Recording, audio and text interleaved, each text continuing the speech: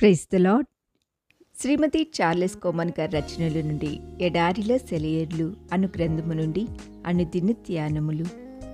నీ దేవుడైన యెహోవా వలన సూచన నడుగుము. యెషయా గ్రంథము 7వ అధ్యాయము 10వ వచనము.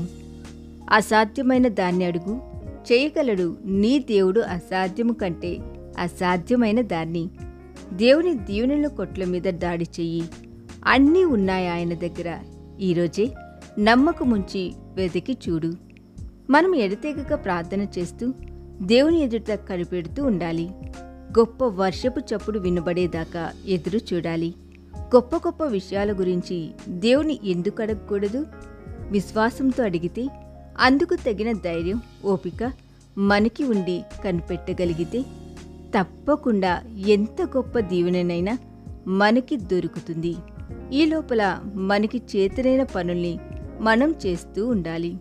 మనం గాలిని సృష్టించలేం, మనం ఇష్టం వచ్చినట్టు దానిని తిప్పలేం. కానీ అది వచ్చినప్పుడు దాని ద్వారా లాభం పొందడానికి మన తెరచాపల్ని ఎత్తగలం కదా.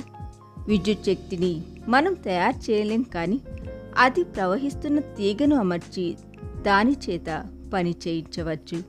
అలానే పరిశుద్ధాత్మను మనం శాసించలేం, కానీ మనల్ని మనం దేవుని సమక్షంలో నిలబెట్టుకుని ఆయన ఇష్ట ప్రకారం పనులు చేయడం ద్వారా ఆయన ఆత్మావేశంలోకి రాగలం కదా.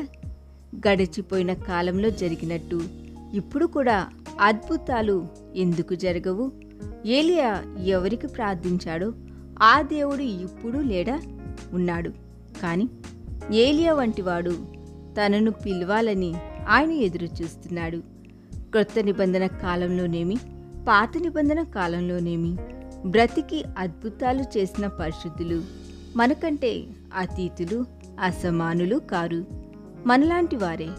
ఆత్మీయ ప్రపంచానికి చెందిన ఎలాంటి శక్తులు వాళ్ళ ఆధీనంలో ఉండి వాళ్ళనంతా ఆత్మశూరులుగా మార్చినాయో అవే శక్తులు మనకి కూడా అందుబాటులో ఉన్నాయి.